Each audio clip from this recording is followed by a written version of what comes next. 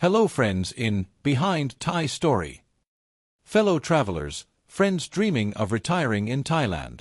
What if I told you that paradise itself could break your heart? That the same streets filled with fragrant food stalls and glowing lanterns could also hide the sharpest knives, not in alleys, but in the hands of the very person you love most? This is not a typical love story. This is a brutal warning. Because Jay's dream of a new life in Thailand ended not with sunsets on the beach, but with betrayal so deep it nearly destroyed him. Jay was 40 years old. A businessman, confident and experienced, the kind of man who believed he had already weathered life's storms. When he first came to Thailand, it wasn't for love, it was for opportunity. He built his office in Bangkok, a place buzzing with energy, tuk-tuks weaving through traffic, the air thick with spice and heat. For a while, life was good, profitable, stable. And then came her. Bay Fern. She wasn't a bar girl or a nightclub dancer like so many of the stereotypes. No, Jay met her in the most ordinary, even wholesome way, at a food stall. A woman in her early 20s, smile warm, hands quick as she tossed noodles into a sizzling wok. She laughed easily, spoke softly, and seemed untouched by the chaos of Bangkok around her. To Jay, she was the very picture of Thai sincerity. He thought he was the luckiest man alive. Friends, before we go deeper into Jay's story, I need you to listen closely. What I'm about to share could save your future. Because this isn't just Jay's tragedy, it's the blueprint of a romance scam that has destroyed the lives of countless expats who thought they were safe in paradise. So don't skip. Stay with me until the end. Don't forget to like and subscribe. Because Jay's story begins with love, but it ends with betrayal. Before Thailand, before Bay Fern, before the taste of betrayal that still lingers on his tongue. Jay was a man who, on the surface, seemed to have it all figured out. At 40 years old, Jay had spent nearly 2 decades building his career back in his home country, the UK. He was the kind of man people respected in boardrooms: sharp suits, steady handshake, a reputation for being reliable. He had run logistics for an international company, earned 6 figures, and enjoyed the lifestyle that came with it. Expensive restaurants, business trips, a modest but stylish house in the suburbs. But what people didn't see, the part Jay kept tucked away behind his confident exterior, was how lonely he truly was. His marriage had ended 5 years earlier, a bitter divorce that drained not only half his assets, but most of his faith in Western relationships. His ex-wife had left with someone younger. His adult son hardly called. His friends were busy with their own families. When he sat at home at night, the silence felt like punishment. He'd crack open a bottle of wine, scroll through social media, and wonder how everyone else seemed so happy while his life felt stuck. Jay was tired. Tired of the cold weather. Tired of the endless rat race. Tired of being the divorced guy everyone pitted at parties. That's when Thailand appeared on his horizon. At first, it was just a holiday. 2 weeks in Phuket, beaches glowing under the sunset, cocktails delivered right to his sun chair.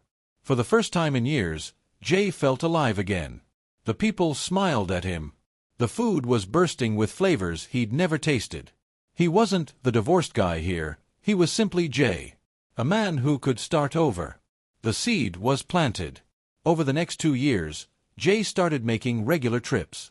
Bangkok drew him in with its fast-moving energy, skyscrapers reflecting neon lights, the sound of tuk-tuks rattling through the streets. But it was also practical. The city had opportunities. His background in logistics meant he saw potential. Thailand was booming with imports, exports, e-commerce. Why not open his own office there? And beyond the business logic, there was the unspoken truth. Thailand offered Jay something his home country never could again. A chance to reinvent himself. He wasn't just chasing money anymore. He was chasing identity. And maybe chasing love. His friends back home teased him about it. Don't become one of those expats who run off to marry a 22-year-old bar girl, they laughed. Jay laughed along, but inside, he told himself, that won't be me. I'm smarter than that. I've been through enough to see through scams. He believed he was immune. By the time Jay officially moved to Bangkok, renting a high-rise apartment overlooking the Chao Phraya River, he felt like he had escaped his past. Here, the nights were alive with music and lights, the air humid but vibrant with possibility. He was no longer the man licking his wounds from divorce, He was the entrepreneur, the adventurer, the man building something new. But here's the hidden danger, friends. And I want you to really hear this. When you combine midlife loneliness with a foreign land full of smiles, you create the perfect recipe for vulnerability. Men like Jay don't walk around with "Target" written on their forehead, but to skilled scammers, the signs are obvious. Divorced, wealthy, isolated, hungry for connection. And while Jay thought he was building a fortress around himself, new office, new staff, new routines, the truth is that he was walking straight into the storm. Because what he didn't know, what he couldn't have imagined, was that just a few months after settling in, he would meet a woman who seemed like everything he had ever hoped for. A woman who would take his walls down brick by brick, not with force, but with kindness, with warmth, with food. Her name was Bayfern. And soon, Jay's new life in Thailand, the one he thought would be his second chance, would begin its descent into a nightmare he could never have scripted for himself. But before we get there, let me ask you, have you ever thought about what makes you vulnerable? Is it loneliness? Is it love? Or is it the belief that you're too smart to be fooled? Because that belief, the one Jay held onto so tightly, was exactly what opened the door for the scam that would drain his savings, break his heart, and leave scars that would never fully heal. When Jay finally committed to living in Thailand, it felt like stepping into a dream he had been chasing for years. Bangkok greeted him with a blast of humid air and the chaotic symphony of a city that never sleeps. Honking horns, tuk-tuks rattling down narrow lanes, street vendors calling out to passers-by. For a man who had grown tired of the gray, rain-soaked streets of London, this was like oxygen. Every corner offered something new. Sizzling sauté skewers on makeshift grills, the perfume of jasmine from temple courtyards, neon signs flickering above rooftop bars. Jay told himself, "This is it. This is where I start over." At first, life was intoxicating. He would spend mornings at his office, working on logistics deals, then spend evenings exploring night markets where bright fabrics hung like rainbows and the smell of mango sticky rice clung to the air. He bought fresh papaya juice from a vendor who recognized him after just a week. He learned to say "Sawasdee Krub" with an awkward bow, and locals smiled back, amused but kind.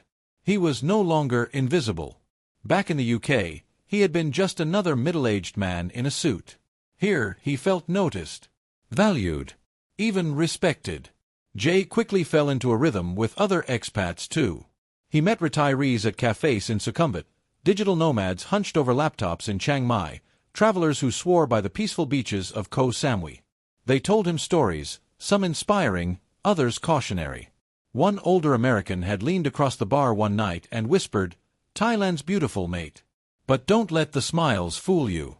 They can cut deeper than knives." Jay laughed it off, chalking it up to bitterness. He didn't want to hear warnings. He wanted to believe in the paradise. And paradise it was, at least on the surface. Weekends were for escaping Bangkok's chaos.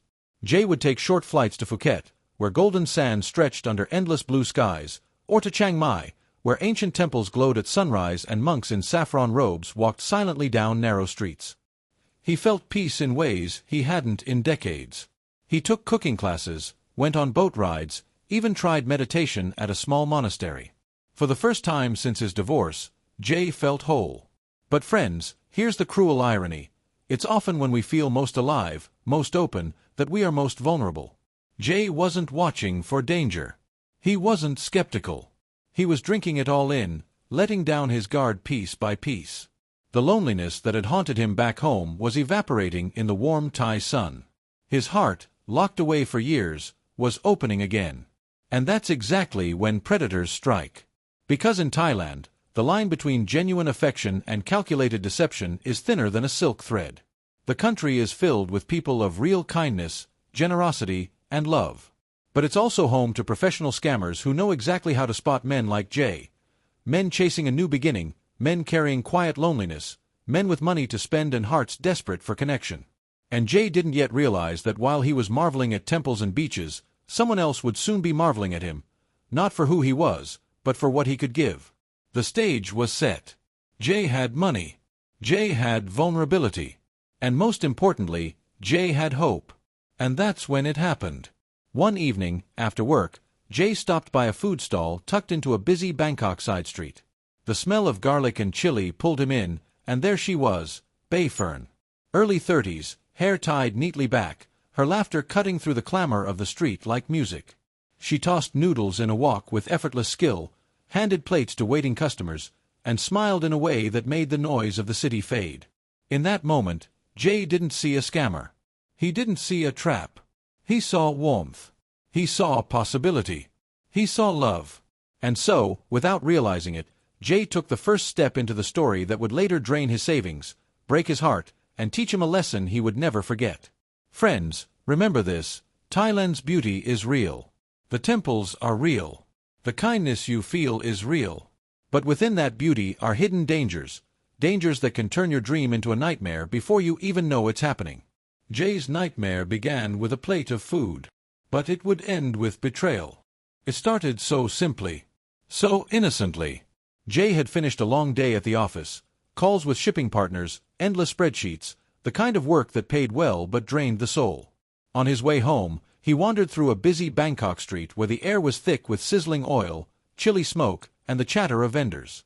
That's when the smell hit him: garlic, lime, and something smoky that made his stomach growl. He stopped at a modest stall. Metal table, plastic stools, a wok that looked older than him. And behind it, her. Bay Fern. She wasn't the kind of woman who turned heads like models in glossy magazines. She had something rarer, an effortless charm, a softness that disarmed you before you even realized it. Her dark hair was tied back, strands falling loose as she moved. Her laugh was quick, her eyes bright, her hands moving gracefully as she flipped noodles in the wok. Jay ordered pad kra pao with pork. When she set the plate in front of him, steaming and fragrant, he nearly groaned at the first bite. It was the kind of food that hugged you from the inside. "You like?" she asked, smiling with that slight Thai accent. "I love," Jay answered, and he meant more than just the food. That first night, it was nothing more than small talk.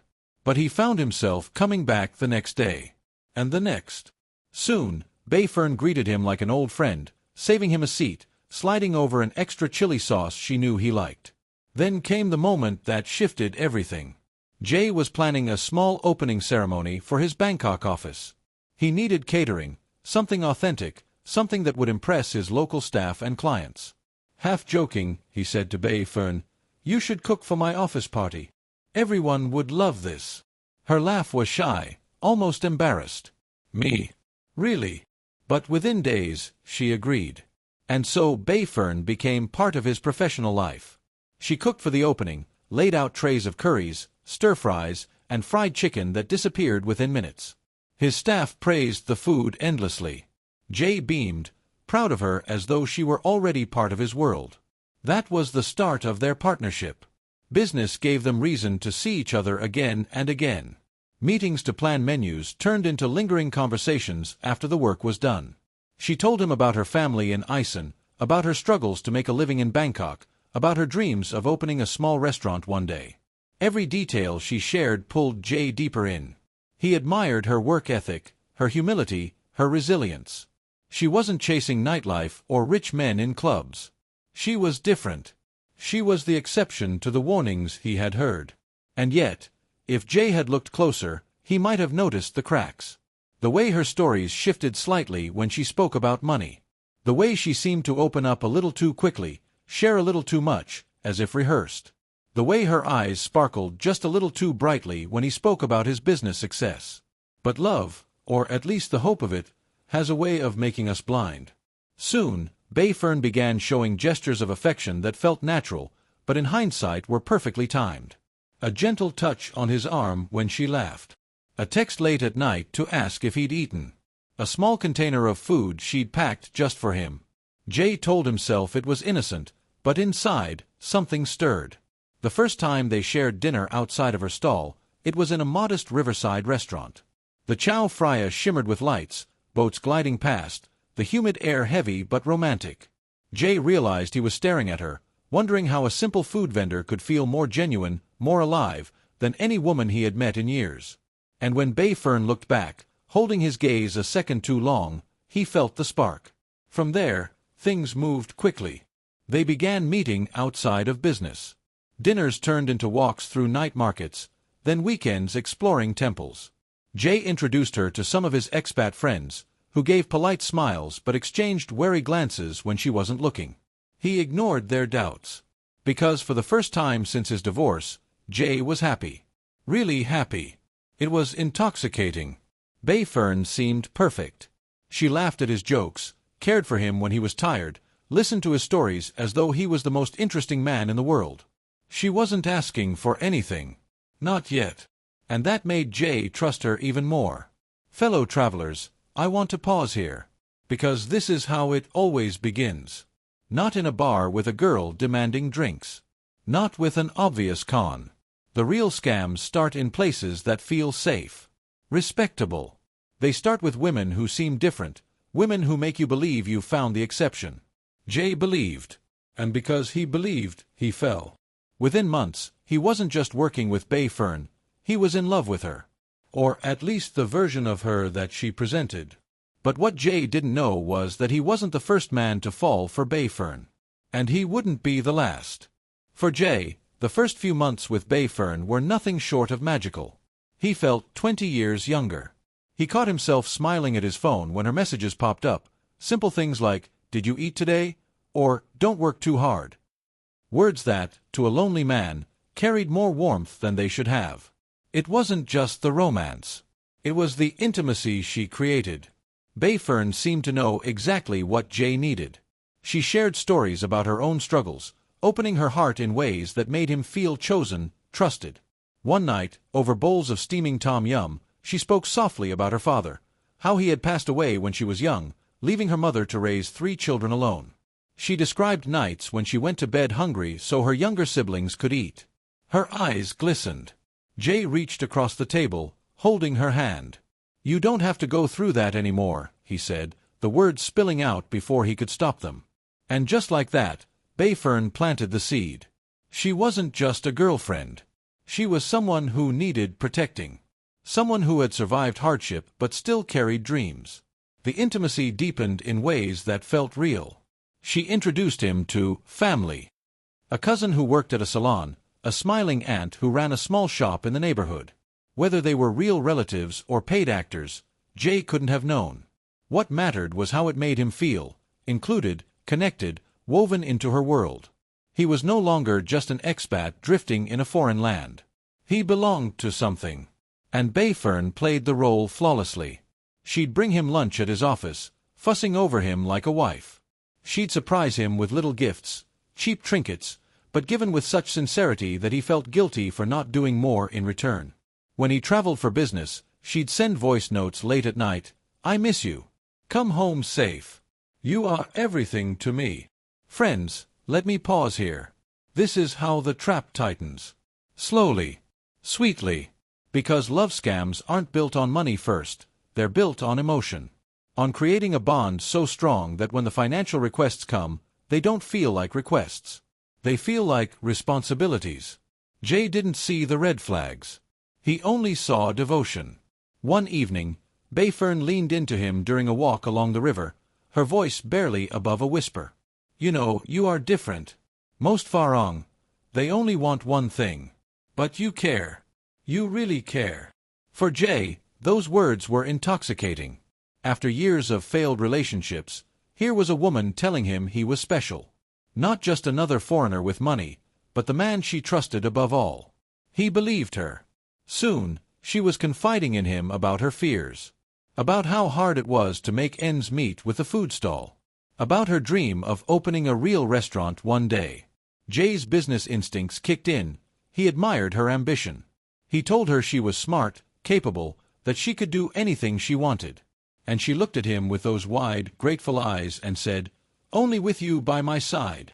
The words pierced his heart. By then, Bayfern had woven herself so tightly into his daily life that Jay couldn't imagine Bangkok without her. She was at his office, his apartment, his weekends away. She became his translator, his guide, his partner in every sense of the word. His expat friends noticed and raised eyebrows. A few warned him gently, but Jay dismissed them. "She's not like the others," he said firmly. "She's different." And that, friends, is the most dangerous phrase an expat can utter in Thailand. She's different. Because that's exactly what scammers want you to believe. Bayfern had achieved what every skilled scammer aims for: complete trust. Jay had dropped his guard. He had stopped questioning inconsistencies. He had stopped worrying about his loneliness or vulnerability. He was in love. Fully, blindly, dangerously in love. And that was when Bayfern began preparing for the next step. Because once the intimacy was secured, once the bond was strong enough, the first request was inevitable. Not for much. Not yet. Just enough to test the waters. It happened on a Tuesday evening. Nothing dramatic, nothing suspicious. Just another night when Jay and Bayfern sat together at his apartment, eating takeaway and watching the city lights flicker through the balcony glass. Jay thought of it as routine by then. Bayfern was part of his life, his rhythm. She'd leave little touches of herself everywhere, her scarf on the back of his chair, her favorite brand of tea in his kitchen. She'd become home. That night, her mood was quieter. She picked at her food, sighed more than once. Jay noticed immediately. "What's wrong?" he asked. She hesitated, biting her lip. "It's nothing. I don't want to bother you." Of course, that only pulled him in further. "Come on. Tell me." Bayfern's eyes filled with tears she didn't let fall. She spoke softly, her voice almost trembling. "My mother, she's sick. She needs medicine. The hospital wants money we don't have. I don't know what to do." Jay's heart clenched. He didn't even think. His protective instincts surged. Here was the woman who had cooked for him, cared for him, made him feel alive again. The least he could do was help. "How much?" he asked, already reaching for his phone. "Only 15,000 baht," she whispered, "about $400. A small sum for Jay, barely noticeable in his accounts. He transferred the money immediately. "Don't worry about it. She'll be fine. You just focus on her." The way Bayfern looked at him then, eyes wide, filled with gratitude, made him feel like a hero. She hugged him tightly, whispering, "You saved my family. You are my angel." And in that moment, Jay wasn't just her boyfriend. He was her protector. Her provider. The man she couldn't live without. Friends, I want you to pause here.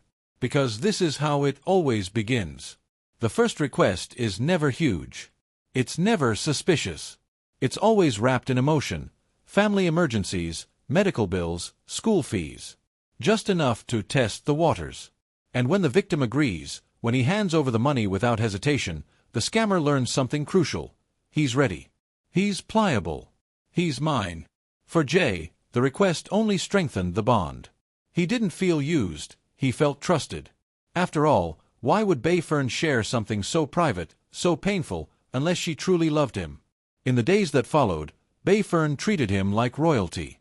She cooked elaborate meals just for him, sent endless messages of love, showered him with affection.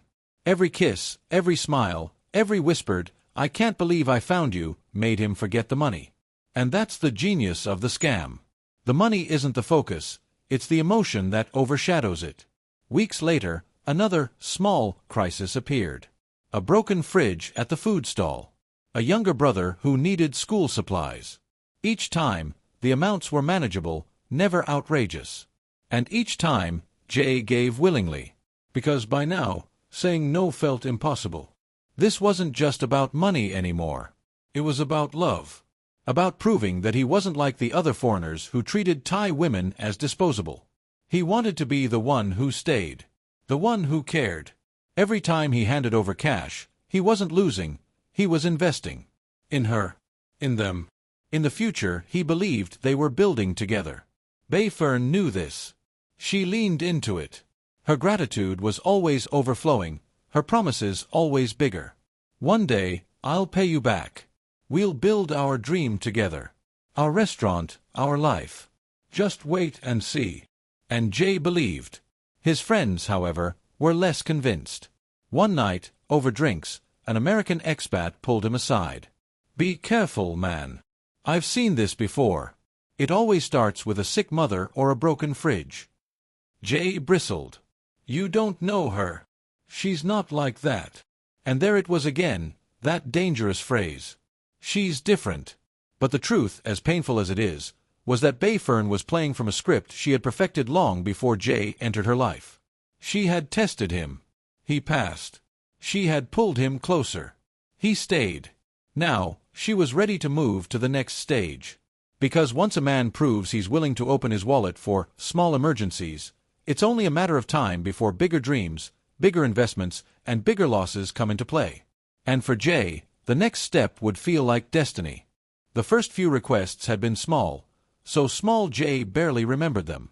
A few $100s here, a few thousand baht there. He never thought of it as giving money. He thought of it as supporting the woman he loved. But one night, everything shifted. They were sitting in a quiet cafe off Sukhumvit Road, the kind with ceiling fans spinning lazily and soft Thai pop music humming in the background. Bay Fern looked nervous, twirling her straw around in her iced coffee. Jay noticed immediately. "What's wrong?" he asked. She hesitated, then leaned closer, her voice soft, conspiratorial. I want to tell you something. But I don't know if you'll understand. Try me." She took a deep breath. "I want more for my life. For us. Cooking at the stall, it's not enough. It's hard, dirty, and the money, it barely covers rent. But I have a dream. A restaurant. Not a big one. Just something real, something ours." Jay's heart leapt at the word ours. She continued, her voice trembling with excitement. "I found a space. Perfect location. Not expensive. If I had enough money to rent it, to buy some equipment, I could make it happen. We could make it happen. And it wouldn't just be my dream, it would be our future." Jay listened, his mind already spinning. A restaurant. It made sense. She was talented. Her food had impressed everyone at his office opening. Why shouldn't she have more? Why shouldn't they build something together? Of course, there was the problem. Foreigners can't legally own land or property outright in Thailand. He knew that. But Bayfern had the answer ready. "It will be in my name. But it's ours, okay? I will never betray you." Those words, "I will never betray you," settled any doubts he had. Jay had always been a businessman. He was used to taking risks, calculating investments. And this felt less like a risk and more like a promise. Not just financial, but emotional. A stake in their shared future. So when she asked for 500,000 baht, around $15,000, Jay didn't hesitate for long. He transferred the money, convincing himself it wasn't a loss. It was an investment. The days that followed were euphoric. Bayfern threw herself into planning, showing him sketches of menus, photos of tables, lists of equipment. She took him to see the space she claimed she'd secured, an empty shopfront on a bustling street. To Jay, it looked like the start of something real. They celebrated over champagne. She kissed him deeply, whispered, "We are building our future. You are my partner. My soulmate." And Jay believed every word. Friends, this is where scams shift from survival to greed. It's no longer about fixing a fridge or buying medicine. It's about painting a dream so beautiful, so believable, that saying no feels like betraying the person you love. But here's the cruel truth. Those dreams are smoke. The contracts are fake. The shopfronts are staged. The menus and sketches are recycled for every new victim. Still, Jay threw himself in completely. He bragged to his friends about their plans, brushing off their doubts. "It's not just her idea. It's ours. I've seen the place. She's serious." One friend shook his head. "Mate, you're being played. Wake up." Jay grew defensive. "Not everyone's out to scam you. Beefern's not like that." Again, the phrase. "She's different." Weeks later, the requests escalated. Unexpected renovations. Government permits. Supplier deposits. Each time, Bayfern came to him with wide eyes and a trembling voice. "I'm so sorry, love. I didn't know it would cost this much. I hate to ask, but we're so close.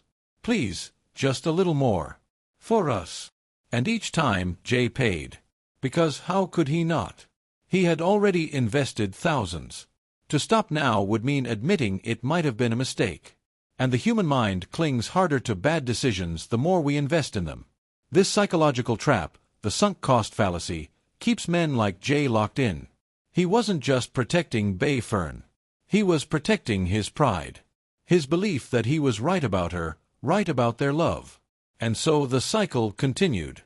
Money out, promises in. Jay convinced himself that every bot brought them closer to their shared future. But in reality, the only thing growing was the size of Beefern's smile, and the depth of the hole Jay was digging for himself. Because soon, the lifestyle around them began to change. Beifern dressed in nicer clothes. She suggested weekend getaways to Hua Hin, shopping trips in Siam Paragon, nights at luxury rooftop bars. She said it was to celebrate their future, but the truth was simpler. She was spending his money, not building their dream. And Jay, blind with love, couldn't see it. Not yet. At first, Jay told himself it was all part of the dream. The nicer clothes Beifern wore. The little gold necklace that suddenly appeared around her neck. The weekend trip she suggested to Hua Hin, where they stayed at a seaside resort far more luxurious than Jay would have chosen himself. He paid for it all, of course. But he didn't mind. She deserves this, he thought. After all she's been through, after all she's given me, why shouldn't she enjoy life a little? What Jay didn't see, or maybe refused to see, was how quickly their lifestyle inflated. The woman who once ran a humble food stall now turned her nose up at street food, insisting on dining in rooftop restaurants where cocktails cost more than her old daily profits. She said it was about celebrating their progress. "We are building a future," she'd whisper, clinking her glass against his. "We should live like it." And Jay believed her. Then came the deeper commitments. Beifern began talking about marriage, not in a rushed, desperate way, but as though it was the most natural next step. "One day, we'll marry. I don't need big wedding. Just small. Only love." The idea filled Jay with warmth. For years, he had felt like a man adrift, defined by his divorce, by the family he had lost. With Beifern, he felt reborn. The thought of standing beside her, of having her as his wife, washed away his doubts. But here's the thing, friends. Talk of marriage in scams isn't about love, it's about leverage. It keeps the victim invested, ensures they won't walk away easily. Because when you believe marriage is coming, you're willing to do whatever it takes to hold on. And Beifern knew exactly when to sprinkle those promises. Always after a new transfer of money. Always when Jay's doubts began to surface. She'd kiss him, look into his eyes, and whisper, "You are my husband already in my heart." The manipulation was subtle but devastating. At the same time, Jay's world was shrinking. He didn't notice it at first, but he was spending less time with his expat friends. Whenever one of them questioned Beifern, she'd pout, withdraw, even cry. "Why they don't like me? They think I'm not good enough for you? Maybe I shouldn't see you anymore." Jay, desperate to keep her, would reassure her. "Don't listen to them. They don't know you. I do." And slowly, the friends disappeared. The warnings faded. Jay found himself isolated, his only constant companion the very woman tightening the noose around his neck. By now, the restaurant plan had ballooned. New costs appeared monthly. A renovation delay. A government permit issue. Supplier contracts that needed deposits. Each problem arrived with tears, apologies, and assurances that they were so close. Jay kept paying. He told himself he was too far in to quit.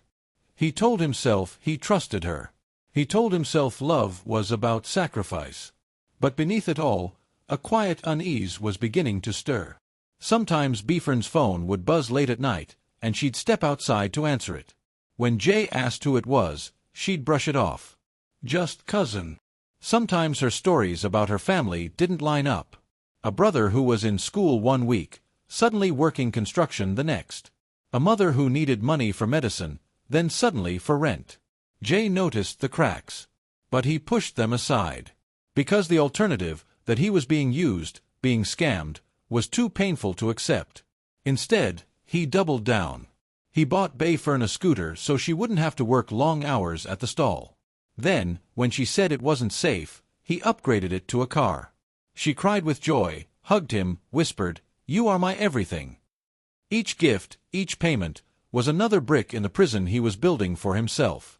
Fellow travelers, this is the point where most victims can't turn back. By now, Jay wasn't just financially invested, he was emotionally enslaved. His identity, his pride, His future were tied to Bayfern. Walking away would mean admitting he'd been a fool. And that's harder than losing money. So he stayed. He paid. He loved. Even as the woman he adored grew colder, sharper, more demanding. Even as whispers of doubt turned into alarm bells he refused to hear.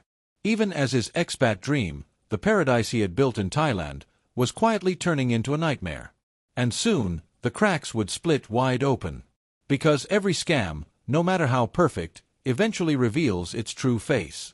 And for Jay, that revelation was coming fast. By the time Jay had spent the equivalent of nearly $50,000, life with Bayfern looked polished from the outside. They dined in rooftop restaurants overlooking Bangkok's glittering skyline. They took weekend trips, snapping selfies on beaches that looked like postcards. To anyone scrolling through social media, theirs was a love story, proof that even after heartbreak, second chances were possible. But behind the curated smiles, cracks were spreading. It began with the phone calls. Late at night, Bayfern's phone would buzz. She'd glance at the screen, her expression shifting for a split second before she silenced it and slipped into the bathroom to answer. Jay would hear her voice, low, hurried in Thai, and when she returned, she'd brush off his questions with a smile. "Just my cousin," she'd say. Or, "My brother needs help with work." At first, Jay accepted it. But the unease lodged in his chest like a stone. Then came the stories that didn't line up. Bayfern had once told him her younger brother was in school. Later, she mentioned he had dropped out to work construction. Another time, she said he was back in school again. When Jay gently pointed out the inconsistency, she snapped, tears brimming in her eyes. "Why you don't trust me? Why you always doubt? You think I'm lying?" And with that, the guilt shifted onto him. He apologized, soothed her, promised he believed her. But the questions never stopped. Sometimes she would disappear for hours, claiming she had to meet suppliers for the restaurant. Yet Jay never saw receipts, contracts, or progress. The shopfront he'd been shown months earlier remained empty, untouched. When he pressed for updates, Bayfern always had an excuse. "Thai government, very slow. Paperwork takes long. But don't worry, love. Soon it will open." Still, Jay kept paying. Renovations, permits, deposits. Each problem solved with another transfer. But love cannot silence the voice inside forever. One evening, while waiting at her apartment, Jay noticed something odd. On the counter lay a receipt, not for restaurant equipment, but for designer clothes. Expensive ones. More than she could have afforded before him. When he asked about it, Bayfern's smile was quick, rehearsed. "It's a gift, from my aunt. She helps me sometimes." He wanted to believe her. He chose to believe her. Because the alternative, that he was being used, was too devastating. His friends saw it clearly. Over beers one night, an Australian expat leaned in, concern etched on his face. "Jay, mate, I've been here 20 years. I've seen this exact play before. You're being milked. Open your eyes." Jay grew defensive. "No. She loves me. You don't know her." But when he got home, Bayfern was waiting, tears streaming down her face. "Your friends hate me. They make you doubt me.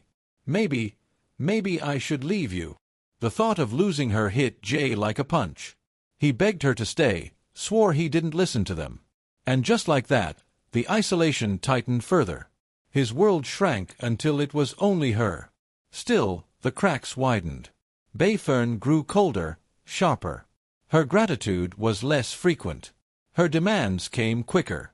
When Jay hesitated over a payment, her voice turned icy. "If you don't trust me, maybe you don't love me." And Jay, terrified of losing the only love he thought he had, always gave in. But deep inside, doubt gnawed at him. He began noticing how she dressed better, spent more, while claiming the restaurant was still in progress. He noticed the way other men looked at her when they went out, and the way she sometimes looked back. The illusion was slipping. One night, while scrolling Facebook, Jay froze. There, on a tagged photo from a local bar, was Bayfern. Not with him. With another man, her hand on his arm, her smile the same one she once gave Jay. The caption read, "Date Night Red Heart."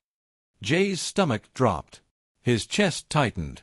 He told himself it was old, a misunderstanding, maybe even her cousin. But the seed of dread sprouted. He tried to confront her the next day, showing her the photo. Her reaction was explosive. "You don't trust me. Always accusing me. I can't live like this." She stormed out, slamming the door behind her. Hours later, she returned, contrite, whispering apologies. "It was old picture. Before you. I only love you." And Jay, desperate, fragile, believed her. Or at least, pretended to. Because to accept the truth would mean admitting his paradise was a lie. Fellow travelers, this is the stage where many victims hover, half aware, half in denial. They see the cracks but patch them with hope. They sense betrayal but cling to love. And that tension, that tug-of-war between reality and fantasy, is the cruelest prison of all. For Jay, the prison walls were about to shatter. And when they did, the truth would cut deeper than he could ever imagine. One Sunday morning, the truth finally surfaced. Jay received a missent message from Bayfern. "Don't worry, babe. He believes everything. I'll get the money soon." Jay's world collapsed. When he confronted her, Bayfern looked at him coldly and said, "You were just an ATM." Those words cut deeper than any knife. The next day, the fake restaurant was gone, her number disconnected, her food stall vanished. Bayfern had disappeared. Jay lost not only tens of thousands of dollars, but also his pride, his trust, and his heart. The police offered no help. "You gave willingly," they said. Alone and ashamed, Jay nearly gave up, even considered fleeing back to the UK. But he chose to stay. Slowly, he began to rebuild, though the scars would never fade. Now he shares his story not to humiliate himself, but to warn others. Because behind Thailand's warm smiles and beauty, there are traps waiting for the lonely. Jay believed he was too smart to be scammed. But fake love is the most dangerous weapon of all. And it destroyed him. When the door slammed shut and Bayfern vanished, Jay was left alone with silence. Not just the silence of an empty apartment, but the silence of a man realizing his entire life had just collapsed. The first blow was financial. By his own calculations, Jay had lost nearly $85,000 over the course of their relationship. Transfers for the restaurant, payments for her family, gifts, vacations, all gone. To some, it might not have been ruinous. Jay still had his business, his savings. But the loss wasn't just money, it was trust. It was years of hard work, drained in service of a fantasy. The second blow was emotional. Nights became unbearable. He would lie awake, replaying her words, her laughter, the way she used to look at him with love. He realized now those looks were masks, performances, but his body didn't care. His heart still ached. He found himself checking his phone, half hoping for a message, half dreading it. Worse, the shame. He couldn't tell his friends. The same men who had warned him, who had raised their eyebrows at Bayfern, would only confirm what he already knew. He'd been played. So he withdrew. Skipped meetups. Ignored messages. Spent days holed up in his apartment, curtains drawn against the Bangkok sun. Eventually, he forced himself to try legal channels. He went to the Thai police, armed with receipts, bank transfers, even the fake restaurant proposal Bayfern had shown him. But the officers only shrugged. "She didn't steal," they said. "You gave." That was the cruelest truth of all. He had given. Willingly. Out of love. Out of trust. Out of loneliness. There was no case to file. No justice to be had. So Jay carried the weight alone. The depression was heavy, suffocating. Food lost its taste. The city that once thrilled him now felt hostile, every smile a potential trap. He considered selling everything, returning to the UK in quiet disgrace. But something stopped him, the thought of facing his family, of admitting not only the money lost but the foolishness that had led him there. Instead, he stayed. And little by little, he began to rebuild. It started small. Morning walks along the Chao Phraya, the humid air filling his lungs. Coffee at a quiet cafe where no one knew his story. Work, steady and unglamorous, grounding him again. He didn't date. Couldn't. The idea of opening his heart again felt impossible. Every time a woman smiled at him, He saw Bifren's face. Every time he heard laughter, he heard the echo of her words, "You were just an ATM." But in that pain, there was also clarity. Jay began reading about romance scams, learning how professional, how systematic they were. He realized he wasn't alone, that countless men had fallen into the same trap. Men younger, older, richer, poorer. Men who all believed she's different. That realization didn't erase his scars, but it softened the shame. He wasn't uniquely foolish. He was human, vulnerable, lonely, and targeted. Years later, Jay's business still runs in Bangkok. His savings are smaller, his heart guarded. But he tells his story now, not to humiliate himself, but to protect others. Because the truth is this, Thailand is still beautiful. The sunsets still burn gold over Phuket beaches, the temples still shine in Chiang Mai, the street food still tastes like heaven. But beauty without caution is dangerous. Jay's paradise ended in hell. His expat dream turned into a nightmare.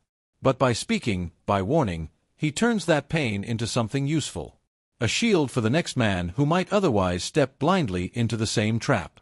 And perhaps, in that, he has finally found a kind of redemption.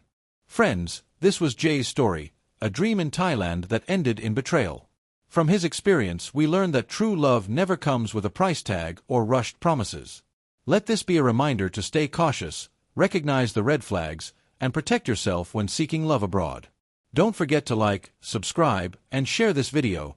It might save someone else from the same fate. Remember, even the warmest smile can hide the sharpest knife.